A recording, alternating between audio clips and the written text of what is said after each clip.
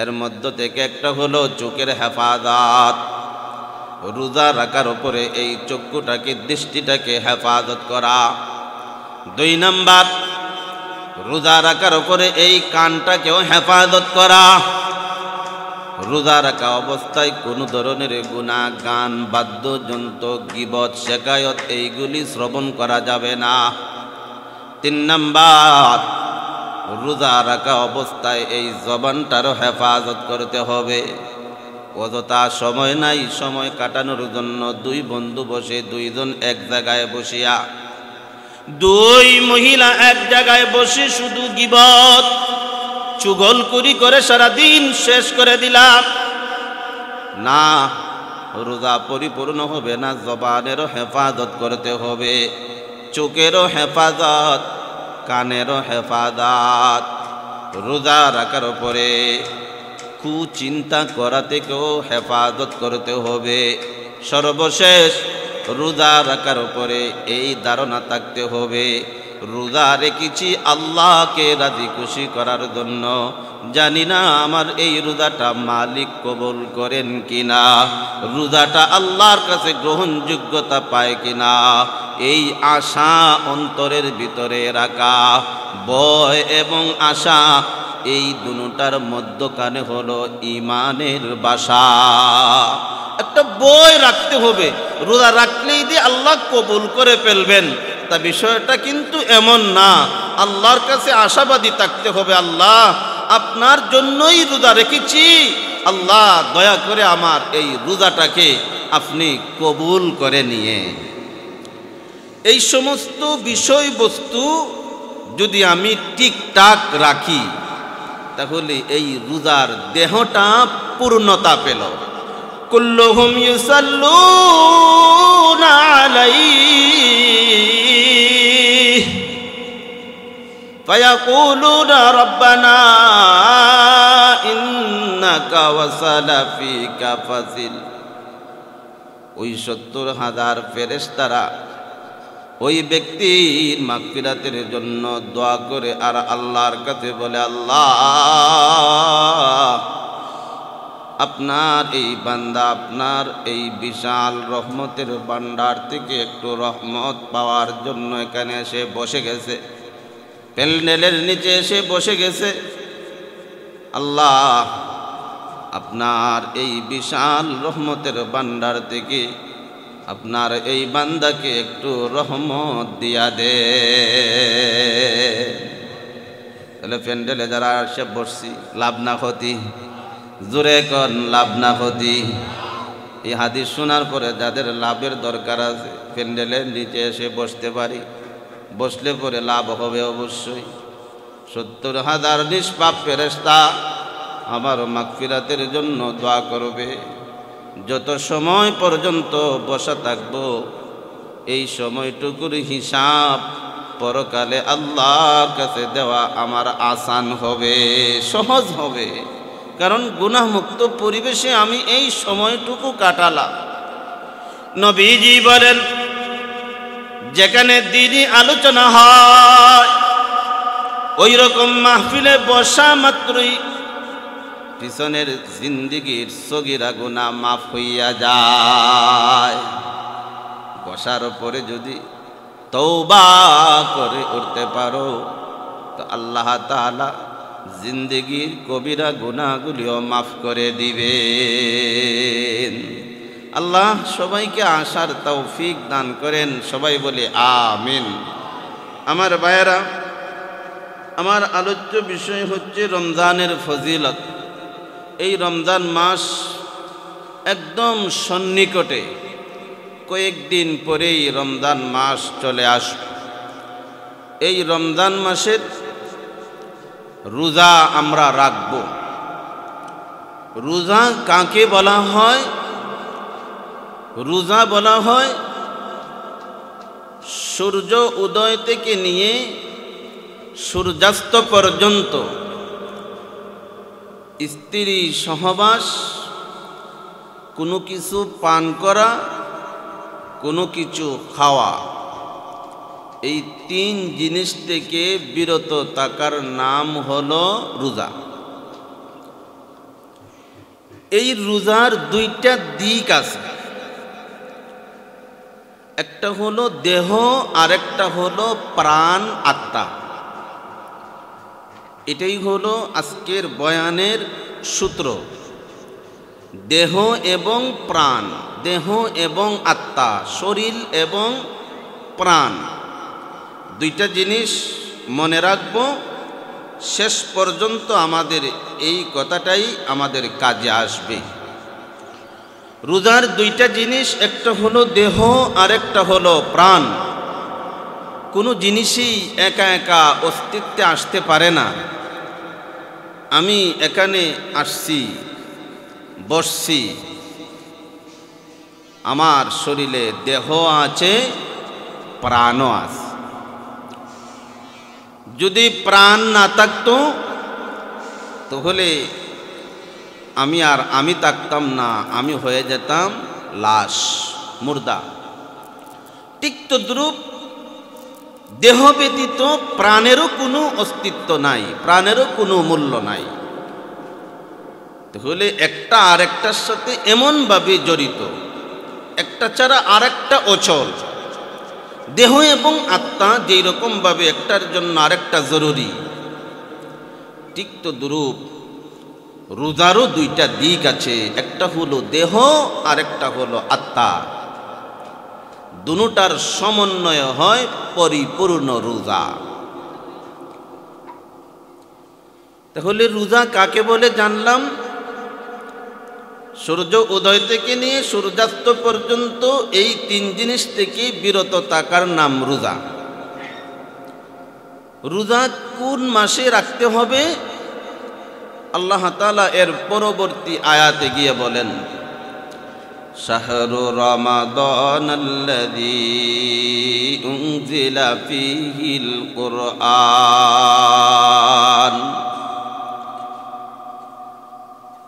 উনজিলা ফীহিল কুরআন ফামান শাহিদা মিনকুমুশ শাহরা ফালইয়াসুম। রমজান মাস বরকতের মাস, যেই মাসে কোরআন অবতীর্ণ করা হয়েছে, তোমাদের মধ্য থেকে যে এই রমজান মাস পাবে সে যেন রোজা রাখে। তাহলে কোন মাসে রোজা রাখতে হবে আমরা পাইলাম এই আয়াতে। কারা রোজা রাখবে, কাদের উপর রোজা ফরজ?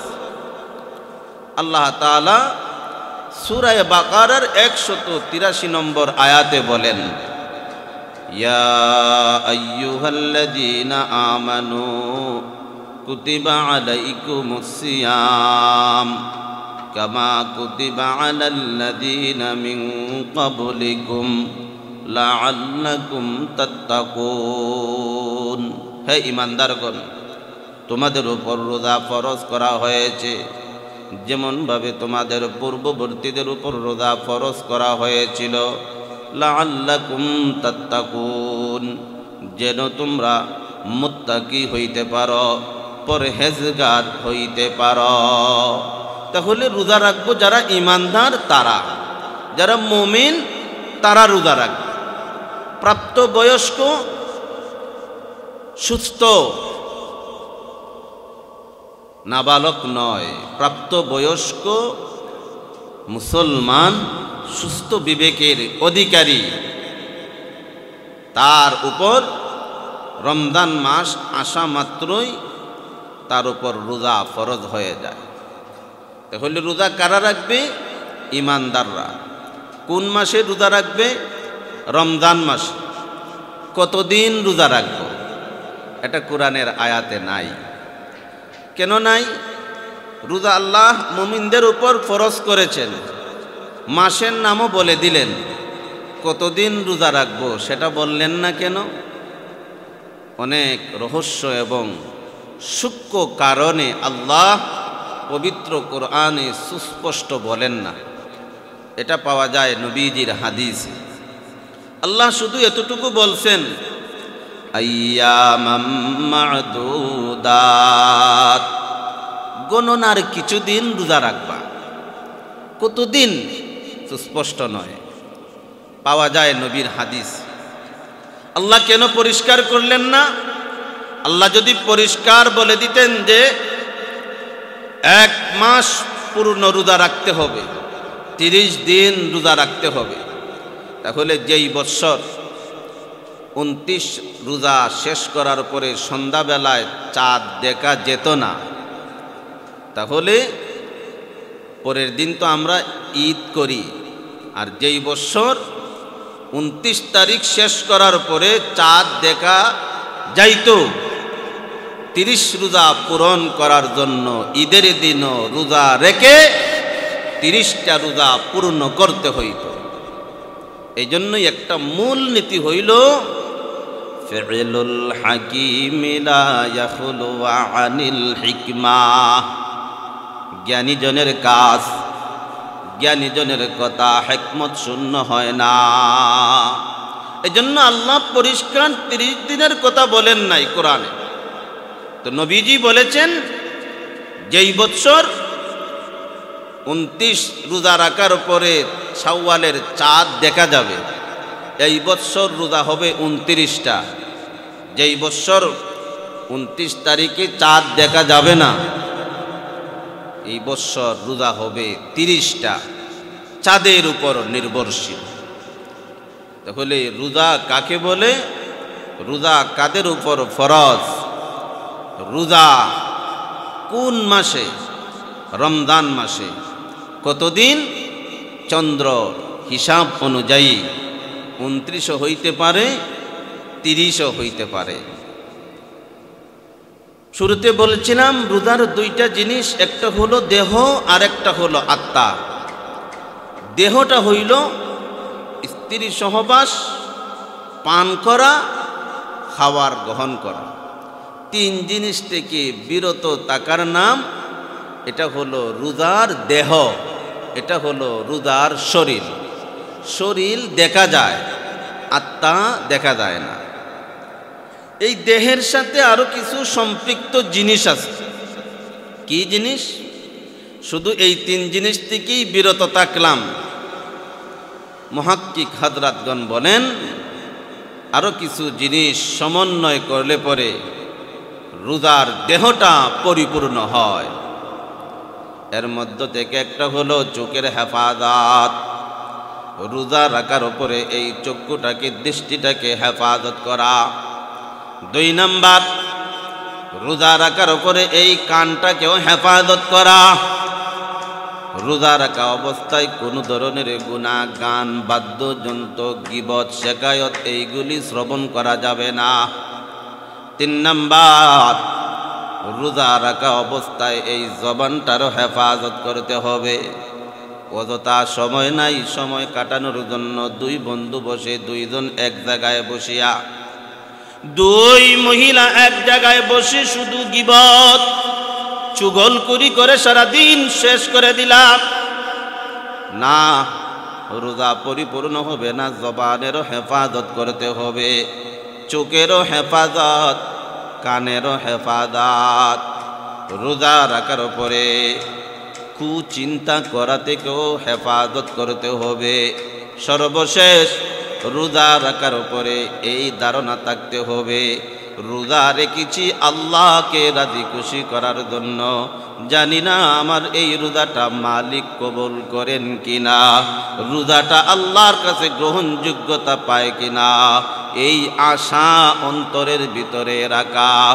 ভয় এবং আশা এই দুটার মধ্যখানে হলো ঈমানের বাসা। একটা ভয় রাখতে হবে, রোজা রাখলেই দিয়ে আল্লাহ কবুল করে ফেলবেন, তা বিষয়টা কিন্তু এমন না।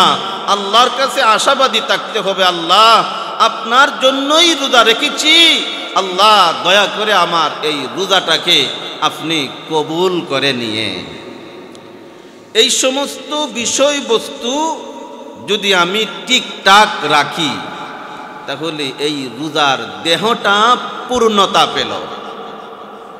এই রোজার যেই দেহটা দেখা যায়, এটা নিয়েই আমাদের সমাজে কত অবজ্ঞা, কত অবহেলা করা হয়।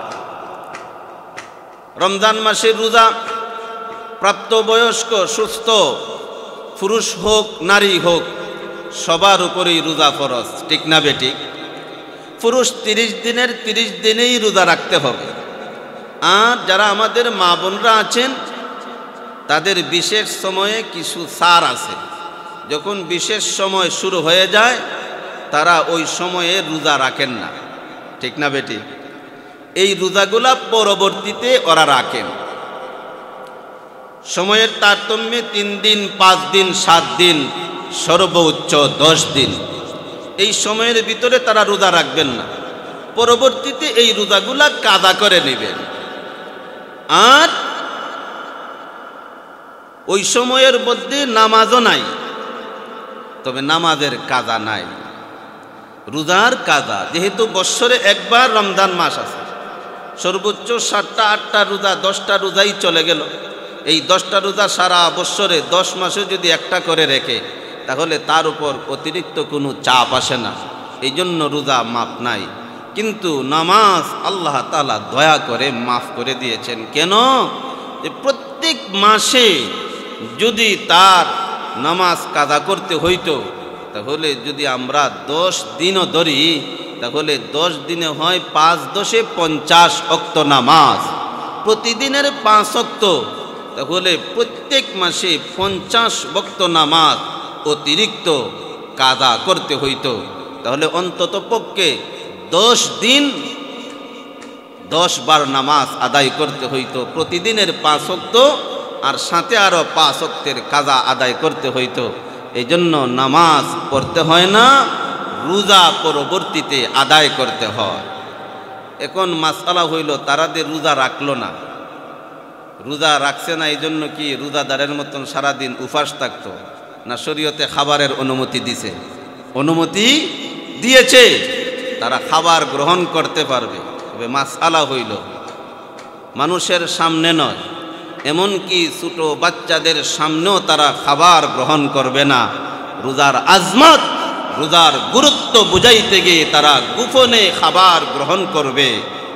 এখান থেকে একটা মাসআলা আপনারাই দিবেন, যারা রমজানের এই দেহটাকে নিয়ে অবজ্ঞা করে, বাজারে হাটে ঘাটে স্টলে পর্দা টাঙ্গাইয়া কি মুসলমানি দেখায়, পর্দার ভিতরে বসে যারা রমজান মাসে দিনের বেলায় খাবার গ্রহণ করে, এরা খাদের মতন খাবার গ্রহণ করে।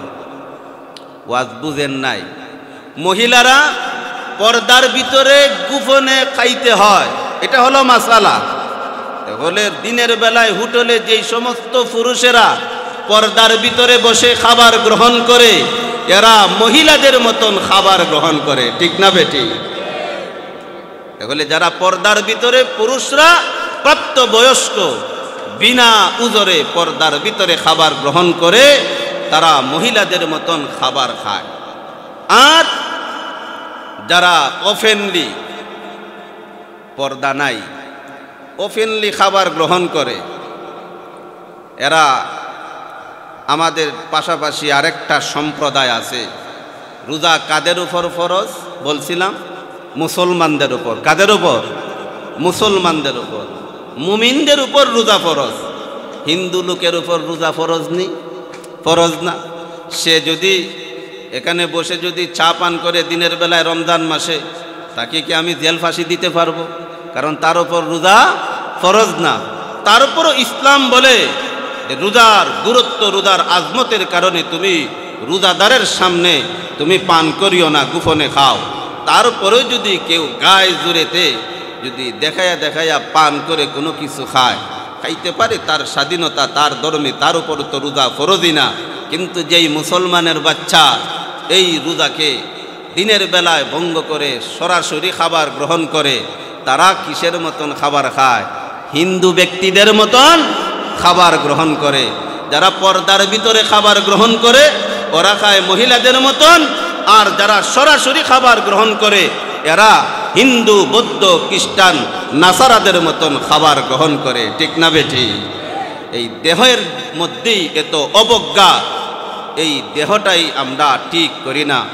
এই দেহর যদি পরিপূর্ণতা না আসে আর তার কোনো দাম নাই।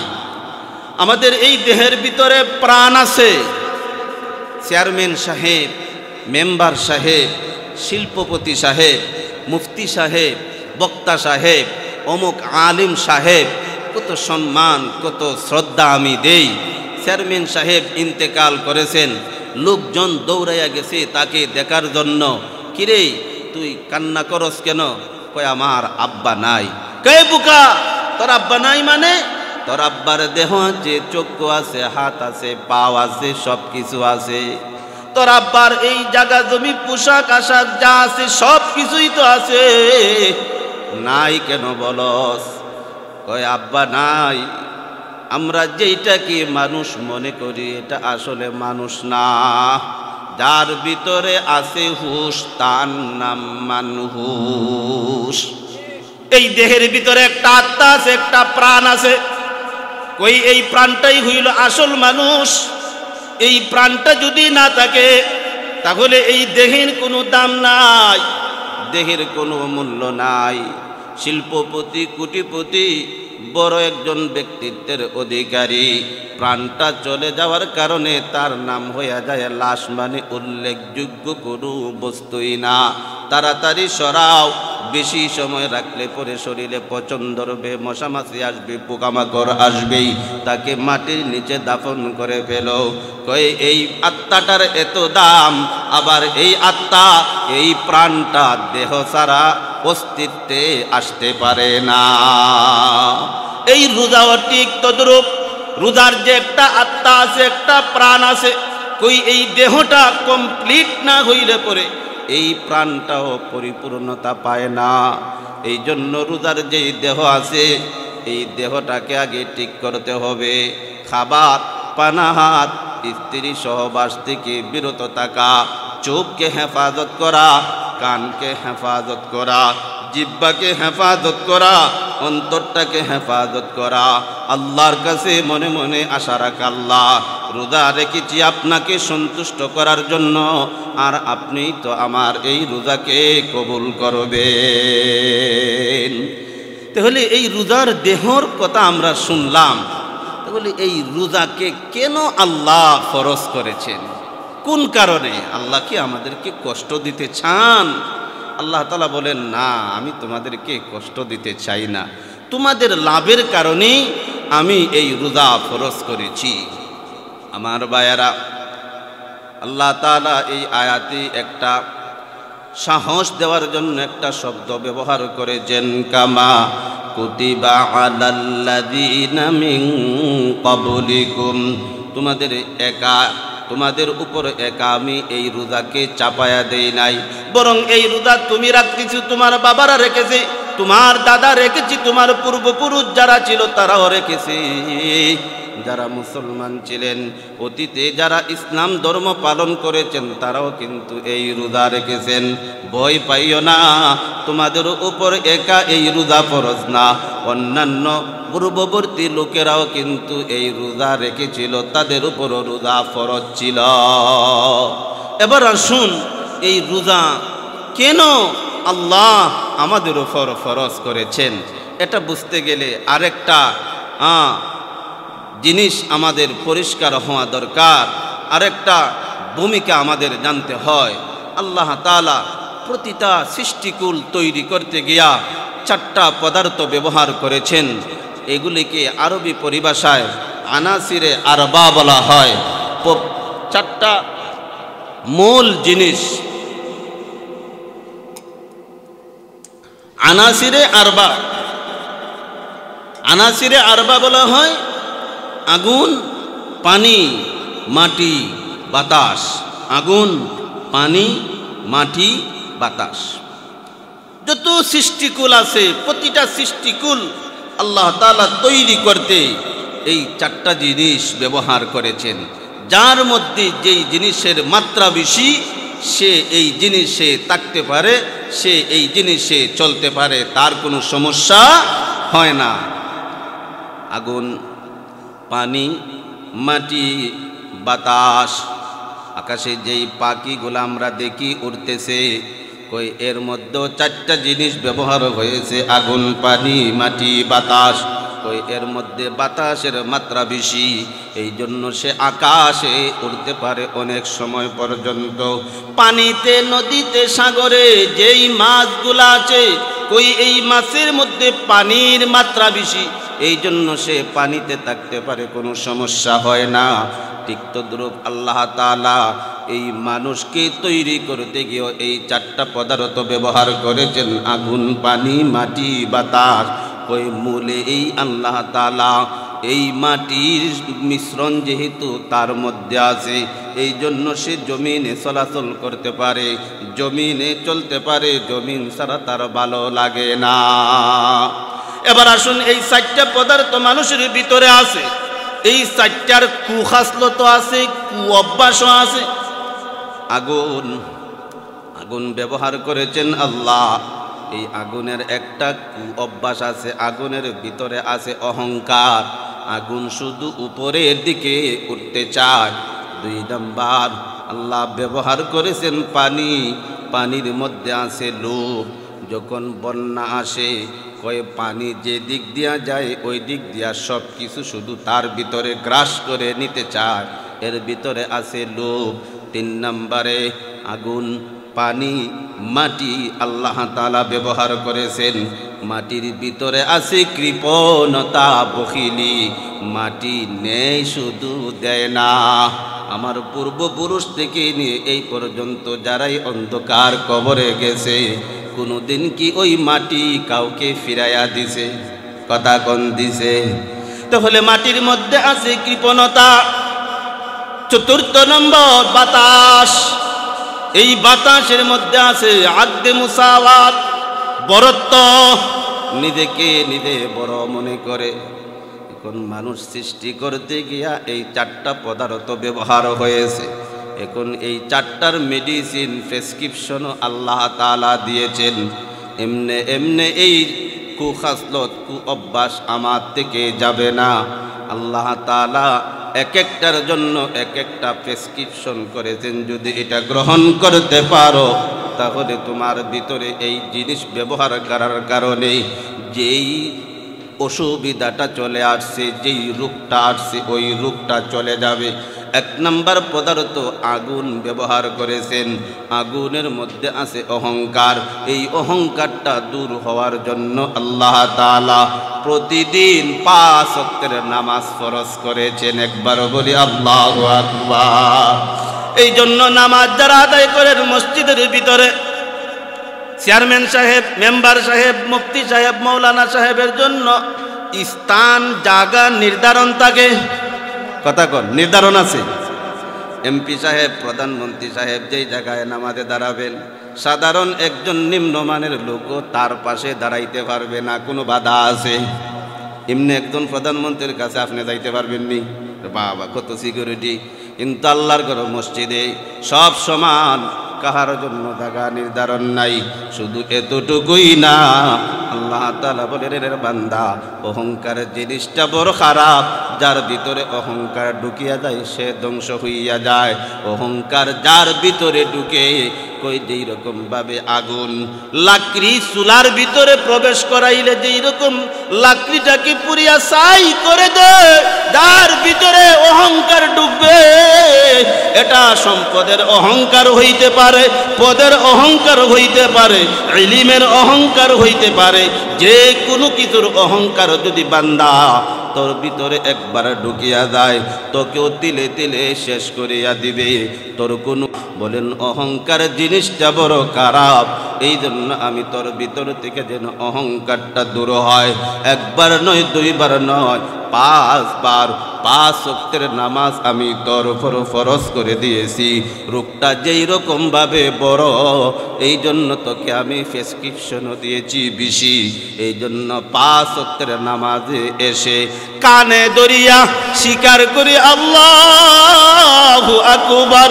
আমার কোনো বরত্ব নাই, আমার কোনো বেটাগিরি নাই, আমার সম্পদের অহংকারী নাই, আমার পদের কোনো অহংকারী নাই, আমার ইলমের কোনো অহংকারী নাই।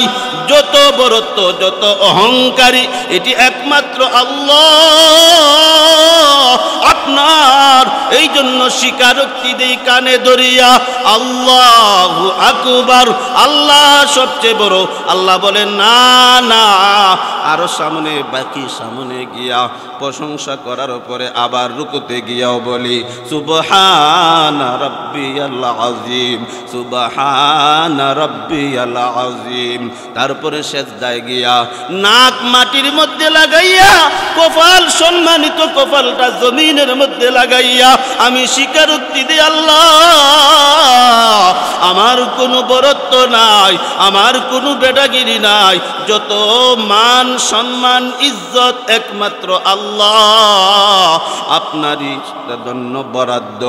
এইভাবে প্রতিদিন 5 ওয়াক্ত নামাজে 17 রাকাত ফরজ, 3 রাকাত বিতির, 12 রাকাত সুন্নতে মুআক্কাদা, এই হলো মোট 32 রাকাত। 32 দুগানা 64 বার কমপক্ষে যারা দৈনন্দিন আমরা আমল করি, এই 64 বার মালিকের সামনে আমি স্বীকারোক্তি দেই। আল্লাহ তাআলা বলেন এই অহংকারটা তোর যে কোনো সময় আবার আসতে পারে, এই জন্য আল্লাহ তাআলা নির্ধারিত কয়েকদিন কয়েক মাসের জন্য এটা আল্লাহ তাআলা ফরজ করেন নাই, বরং প্রাপ্ত বয়স্ক থেকে নিয়া মৃত্যুর আগ পর্যন্ত, সাখরাতের আগ মুহূর্ত পর্যন্ত আমি আল্লাহ তোর উপর এই নামাজ ফরজ করে দিয়েছি। একবার বলি আল্লাহু আকবার, আরো জোরে বলি আল্লাহু আকবার। 2 নম্বরের পদার্থ আল্লাহ তাআলা ব্যবহার করেছেন পানি। এই পানির মধ্যে আছে লুভ। পানির মধ্যে কি আছে? নিজের ভিতরে সব গ্রাস করতে চায়। এখন এই লোভটাকে মানুষের ভিতর থেকে সরাইতে হবে। আল্লাহ তাআলা আরেকটা বিধান দিয়েছেন, সেটা হলো রমজানের রোজা। এই রোজা রাখলে পরে মানুষের ভিতরে যেই লোভ নামক রোগটা আছে এটা দূর হবে। কিভাবে দূর হবে দেখেন তো। রমজান মাসে আপনি রোজা রাখছেন, রোজা রাখা অবস্থায় রোজা রাখা অবস্থায় সকালবেলায় আপনার সামনে খুব সুন্দর শাহী হালুয়া অথবা পোলাও অথবা গরুর মাংস ইত্যাদি খাবার আপনার সামনে প্রবেশ করা হয়েছে। একজন প্রকৃত রোজাদার ওই খাবার গ্রহণ করতে পারবে? জোরে কোন পারবে? কেন? আমি রোজা। যেই সমস্ত বৈধ জিনিস আমার জন্য রমজানের বাহিরে বৈধ ছিল, হালাল ছিল, খাবার গ্রহণ করা হালাল ছিল, এই রোজাটা রাখার কারণে আমার এই সমস্ত জিনিস গ্রহণ করা আমার উপর বৈধ নয়। আল্লাহ তাআলা বলেন এই যে একটা লোভকে কন্ট্রোল করা। রোজা রাখা অবস্থায় স্ত্রীর কাছে আমি গেলাম না, কেন? আমি রোজা। রমজানের বাহিরে আমার জন্য বৈধ ছিল, আমার জন্য সেটা জায়েজ ছিল, কিন্তু আমি গেলাম না কেন? যে আমি রোজা। এই যে একটা কন্ট্রোলিং ক্ষমতা, রোজার সম্মানার্থে রোজা রাখিছি, এই জন্য যাই নাই। আল্লাহ তাআলা বলেন একদিন, 2 দিন, 3 দিন নয়, পূর্ণ একটা মাস যখন তুমি এই ট্রেনিং করবা, আল্লাহ তাআলা এটাই শিক্ষা দিতে চান। এরে বান্দা, রমজান মাসে তোর জন্য বৈধ জিনিস আমি অবৈধ করেছিলাম, হালাল জিনিস তোর জন্য আমি হারাম করে দিয়েছি, খাবার গ্রহণ করা তোর জন্য হালাল, এইরকম স্ত্রীর কাছে যাওয়া গমন করা তোর জন্য হালাল। দিনের বেলায় তুই রোজার সম্মানার্থে তুই যাস নাই, রমজানের বাহিরে তোর জন্য অবৈধ জিনিস কিভাবে হালাল হয়? এটাই তাত্ত্বিক সূক্ষ্ম কথা। বৈধ জিনিস আমার জন্য রমজান মাসে হালাল নয়, খাওয়া বৈধ নয় রোজার কারণে, তাহলে রমজানের বাহিরে সুদের টাকা, ঘুষের টাকা, অন্যের মাল বক্ষণ করা আমার জন্য কিভাবে বৈধ হবে? এটাই রমজানের শিক্ষা। আল্লাহ তাআলা বলেন যে তোর ভিতরে যে একটা লোভ আছে, এইটারে কন্ট্রোল করার জন্য আমি আল্লাহ তোর উপর রোজা ফরজ করে দিয়েছি।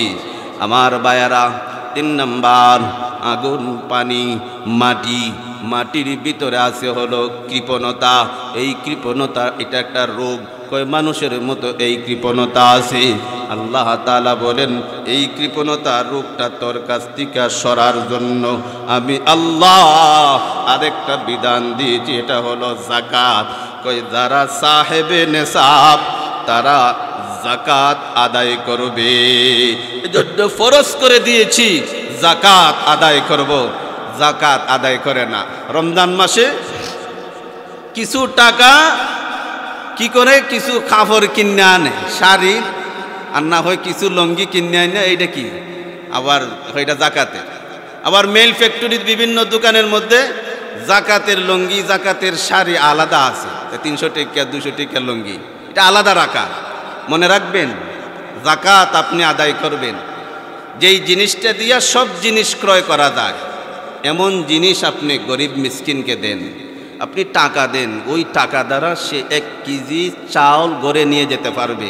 তার ঘরে চাউল নাই খাওয়ার মতন, তেল নাই, ঈদের দিন 1 প্যাকেট সেমাই নাই, একটা নারিকেল নাই, আর তুমি তারে দিয়া দিলা একটা শাড়ি, একটা লঙ্গি, সে কি লঙ্গি খাইব বাচ্চাদেরকে নিয়ে? এজন্য ইসলাম বলে টাকা দাও, টাকা দিয়া তার যেটা চাহিদা সেটা সে নিতে পারবে। চাই সে লঙ্গি নাই, লঙ্গি কিনবে, নাই সেমাই, সেমাই কিনবে, নাই তার ঘরে চাউল, চাউল কিনবে। যেটা দ্বারা সব করা যায় ওই জিনিসটা তাকে দাও। এবার জাকাত দে অনেকেই, যাদের উপর যারা জাকাত খাওয়া বৈধ নয়, যেহেতু এটা তাফসিরুল মাহফিল, সূক্ষ্ম কতগুলো আপনাদেরকে না বললে বুঝবেন না। জাকাত যারা দিবেন, জাকাত যারা গ্রহণ করবেন, যারা জাকাত নিবে তারা খাওয়ার উপযোগী হইতে হবে। এতিম, মিসকিন, মুসাফির, জিহাদে তিনি যাবেন, এরকম 8 প্রকারের লোক আছে। সব বলা উদ্দেশ্য নয়, মোট কথা যে এরকমভাবে এতিম, মিসকিন, সাহেবে নেশাব নয়, এরকম অনাথ, অসহায়, এদেরকে আপনি জাকাতের টাকা দিবেন।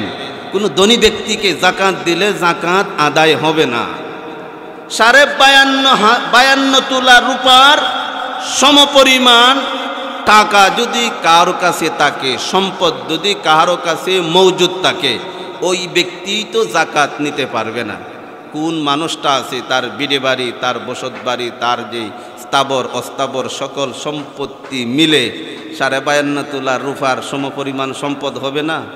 এমন মানুষ না, এমন মানুষ আছে? 52,000 টাকার মালিকও নাই? অবশ্যই আছে। তাহলে জাকাত দিয়ে আমি দেই, জাকাত আদায় হবে নি? না, জাকাত আদায় হবে না। যদি আমি দিয়ে দিই তাহলে কি হবে? কই হুজুর তাহলে কি এটা কি ফাও গেল? কয় না, দানের সওয়াব হবে। আপনি যে দান করবেন এই দানের সওয়াবটা হবে, কিন্তু জাকাত আদায় হবে না। জাকাত আদায় হইতে গেলে তার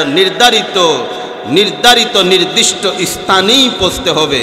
ইন্নামাস সাদাকাতু লিল ফুকারাই ওয়াল মাসাকিন ওয়াল আমিলিনা আলাইহা ওয়াল মুআল্লাফাতি কুলুবুহুম ওয়া ফির রিকাবি ওয়াল গারিমিনা ওয়া ফি সাবিলিল্লাহি ওয়া ইবনিস সাবিল।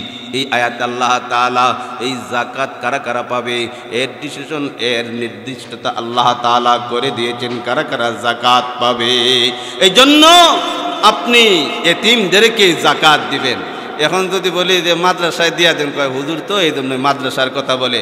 আচ্ছা বলুন তো দেখি, মাদ্রাসায় যদি এইরকম অনাথ এতিম কিছু বাচ্চারা বাস্তবেই থাকে, যদি আমি এদেরকে জাকাতের পয়সাটা দেই, দিলে পরে আমার জাকাতটা রব্বে কাবার কসম, ওয়াল্লাহি বিল্লাহি তাল্লাহি, আল্লাহর কসম, আপনার জাকাতটা 100-এর 100 আদায় হয়ে যাবে। কিন্তু সমাজে যে আমরা জাকাত দেই, জাকাত পাওয়ার উপযোগী মনে করে জাকাত দেই, কিন্তু বাস্তবে ঢাকায় একবার শুনছিলাম এক ভিক্ষুকের 5 তলা বাড়ি আছে। কি আছে? 5 তলা বাড়ি বানাইছে ভিক্ষা করে, এরপরও সব ভিক্ষাই খায়, জাকাতই খায়। এইরকম অনেকেই জাকাতের টাকা গ্রহণ করে এই টাকা সুদের উপরও পর্যন্ত অনেক জায়গায় লাগায় রাখছে। এই জন্য জাকাত যাকে দিব আমি যেন যথাস্থানে পৌঁছে। আমি আর আলোচনা এই দিক দিয়ে সামনে আগাবো না। তাহলে মানুষের সৃষ্টিগতভাবে আল্লাহ তাআলা একটা পদার্থ ব্যবহার করেছেন, এটা হলো মাটি। এই মাটির ভিতরে আছে কৃপণতা, মানুষের ভিতরে এই রোগটা আছে। এই রোগটার প্রেসক্রিপশন আল্লাহ তাআলা দিয়েছেন, তোমার উপর আল্লাহ যাকাত ফরজ করে দিয়েছেন। 4 নম্বর আরেকটা পদার্থ হচ্ছে বাতাস। এই বাতাসের মধ্যে আছে আদে মুসাওয়াত। যখন ঘূর্ণিঝড় আসে, যখন এরকম তুফান আসে, তখন তার সামনে যা কিছু আছে সব ছিঁড়ে ফিরে উড়াইয়া নিয়ে যেতে চায়। ঠিক তদ্রূপ অনেক মানুষ আমাদের সমাজে এমন ছিল, ভাত পায় না খাওয়ার জন্য, কিন্তু এখন বিদেশ গিয়া কয়েকটা টাকার মালিক হওয়ার পরে এখন গরদারা মুসরাইয়া সমাজের মধ্যে হাঁটে। এইরকম এমন টাকার প্রভাবে এখন তার মধ্যে এই রকম আর আগের ভাব নাই। এখন সে তার সামনে যেই লোকগুলো আছে এদেরকে মানুষ মনে করে না। আল্লাহ তাআলা বলেন, এরে বান্দা, তোর ভিতরে এটা আসাই স্বাভাবিক, এই জন্য আমি তোর উপর আরেকটা বিধান ফরজ করে দিয়েছি। এটা হলো হজ। তোর উপর যখন টাকা আসবে, তুই যখন সাহেবে নেশাব হবে, হজ এটা হলো একটা আন্তর্জাতিক ইবাদত। কয় বান্দা যখন হজ করতে যায়, হজ করার জন্য গিয়া দেখে আমির গরিব রাজা প্রজা সব একই কাতারে দাঁড়াইয়া মাথার চুল ছুটো করিয়া সিলাইবিহীন 2টা কাপড় পরিধান করিয়া একই কাতারে বান্দা দাঁড়াইয়া যায়, তখন তার বুলটা ভাঙ্গিয়া যায়। কিভাবে বুল ভাঙ্গিয়া যায়? একটা উদাহরণ কিতাবের মধ্যে নিয়ে আসছে। জগৎ বিখ্যাত বাদশাহ আলমগীর রহমতুল্লাহি আলাইহি একটা কিতাব সংকলন করাইছেন, ফতওয়ায়ে আলমগীরিয়া, জগৎ বিখ্যাত একটা কিতাব। ওই বাদশাহ আলমগীর যখন হজে গেছেন, কয় এই আলমগীর বাদশাকে এক ভিক্ষুক চিনে ফেলেছে। কয় কাবাগরের প্রান্তরে সুযোগ খুঁজতেছে, কোন সময় তার কাছে একটু চাইব, বাদশা মানুষ আমাকে দিয়ে দিতে পারে। ভিক্ষুক যখন তার কাছে গেল, গিয়ে দেখে বাদশা আলমগীর হাতটা উঠাইয়া আল্লাহর কাছে চাইতেছে আর কান্না করতেছে। ভিক্ষুক ব্যক্তির ভুল ভেঙে গেল, আরে আমি যার কাছে চাইতে আসলাম সে ওই দেখি আরেকজনের কাছে হাত পেতে আল্লাহর কাছে চায়। এই জন্য হজ করলে পরে তার ভিতরে যে একটা আদে মুসাওয়াত, একটা বরত্ব ভাব, এটা তার ভিতর থেকে সইরা যায়। আমি আর কি টাকার মালিক, আমি আর কি ক্ষমতার মালিক, আমার চেয়ে আরো বড় টাকাওয়ালা দেখি আমার সাথে দেখি হজ করতেছে, সবার দেখি একই ভাব। এই জন্য মানুষ সৃষ্টিগতভাবে সৃষ্টি করছেন এই 4টা পদার্থ দিয়া। এই জন্য 4টা রোগও মানুষের ভিতরে আছে। এই 4টা রোগের প্রেসক্রিপশন আল্লাহ তাআলা দিয়েছেন। এটা যদি গ্রহণ করতে পারি তাহলে তোমার এই রোগ তোমার ভিতর থেকে যাবে। এই জন্য আল্লাহ তাআলা বলেন, ইয়া আইয়ুহাল্লাযীনা আমানু কুতিবা আলাইকুমুস সিয়াম।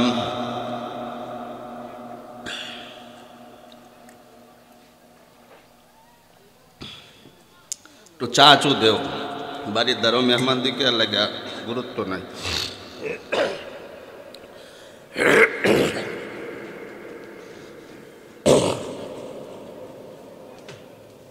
টিস্যু কই, চা কই?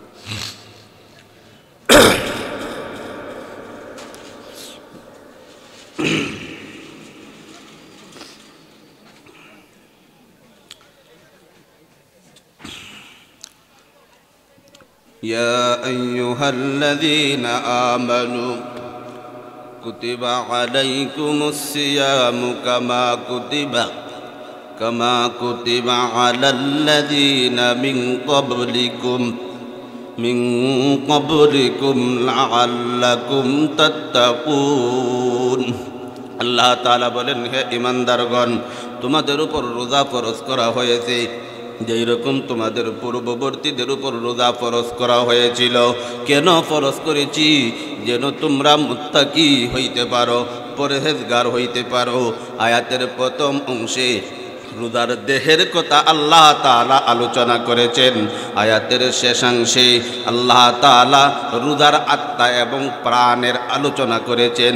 আমি ফরজ করেছি এই জন্য যেন তোমরা মুত্তাকি হইতে পারো, পরহেজগার হইতে পারো। তাহলে রোজার দুইটা দিক, একটা হলো দেহ, আরেকটা হলো আত্মা। ভালোবাসবি আল্লাযীনা আমানু আশাদ্দু হুব্বান লিল্লাহ, মুমিনের অন্তরে আল্লাহর ভালোবাসা, আল্লাহর ভালোবাসা সবথেকে বেশি থাকবে। তার সন্তান থেকে বেশি ভালোবাসা থাকবে। তার স্ত্রী, পরিবার, ধন সম্পদ, অট্টালিকা, বিল্ডিং, গাড়ি, নারী, পাড়া প্রতিবেশী, বন্ধু বান্ধব সব কিছু থেকে তার ভিতরে আল্লাহর ভালোবাসাটা বেশি থাকবে।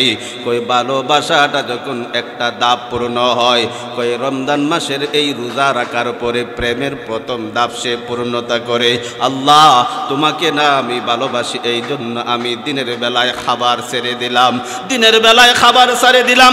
একদিন নয়, 2 দিন নয়, 3 দিন নয়, এইরকম 30 দিন তোমার প্রেমে পাগল হইয়া আমি রোজা ছেড়ে দিলাম। কই এই খাবার ছাড়ার পরে প্রেমের আরেকটা ধাপ যখন উন্নত হয়, তখন বান্দা নির্জনতা তালাশ করে, তখন আরেকটা ধাপ হইল রমজান মাসের শেষ দশকে। কই এই শেষ দশকে বান্দা এতেকাফ করে। কই এই এতেকাফ যিনি করবেন, প্রেমের দ্বিতীয় ধাপ পূর্ণতা করবেন। এতেকাফে বসলে পরে নির্জনতায় বসে বসে এমনি মনটা নরম হইয়া যায়। মালিকের কাছে একটা বার চাইবেন আর বলবেন, আল্লাহ তোমাকে পাওয়ার জন্যই তো পরিবার, ঘর বাড়ি সব কিছু ছেড়ে দিয়ে মসজিদে তোমার ঘর একা একা বসে রয়েছি। এই জন্য বয়স যাদের হয়েছে, চুল পাকছে, দাড়ি পাকছে, আর কত মনটা কিরকম ভাবে আপনি আপনার এই মনটাকে আপনি বুঝাইতে পারবেন না। নফসের গোলামি আর কতদিন করবেন? চুল পাকছে, দাড়ি পাকছে, আর কত আল্লাহকে ফাঁকি দিবেন? ছাড়তে তো হবেই, মরতে তো হবেই। মরার আগে একবার মর, সারার আগে একবার সার। মসজিদের ভিতরে ইতিকাফ করিয়া মালিকের কাছে হাতটা উঠাইয়া আল্লাহকে বলো, আল্লাহ জীবন প্রায় শেষের দিকে, জানি না কোন আমল আপনার কাছে গ্রহণ হয়েছে। আল্লাহ দয়া করে মায়া করে আমাকে আপনি কবুল করিয়া নেন। এই জন্য রমজান মাসের শেষ দশকে ইতিকাফের ব্যবস্থা আল্লাহ করে রেখে দিয়েছেন, বান্দা যেন প্রেমের দ্বিতীয় ধাপটা পূর্ণ করতে পারে। এরপরে যখন প্রেমের মাত্রা বাড়ে, তখন বান্দা আর টিকে থাকতে পারে না, তখন বাইতুল্লাহর দিকে পাগল হইয়া হজ করার জন্য চলিয়া যায়। প্রেমিক যখন তার মাশুকাকে পাওয়ার জন্য নির্জনতা তালাশ করলো, খাবার ছেড়ে দিল, এবার সিরা কাপড়, তেমন কোনো পরিপাটি নয়, নগ্ন পায়ে, জুতা নাই, স্যান্ডেল নাই, খালি পায়ে সে এরকম ভাবে শুধু ঘুরে। একজন হাজি মানুষ এহরাম বাঁধার পরে তার মাথাটাকে কামাইয়া দেয়, চুলের কোনো ফ্যাশন নাই, সেলাইবিহীন 2টা কাপড় পরিধান করিয়া, খালি পায়ে, জুতা নাই তার পায়ের মধ্যে, শীত নাই, গরম নাই, ঠান্ডা নাই, সব কিছু মিলাইয়া খালি পায়ে পাগলের মতন হাঁটে আর দৌড়ায়, আর মুখ থেকে একটা তালবিয়া বের হয়, লাব্বাইক আল্লাহুম্মা লাব্বাইক লা শারীকা লাকা লাব্বাইক ইন্নাল হামদা ওয়ান নি'মাতা লাকা ওয়াল মুলক লা শারীকা লাকা লাব্বাইক। আল্লাহ তোমার এই বান্দা উপস্থিত, তোমার এই বান্দা উপস্থিত, তোমার এই বান্দা উপস্থিত।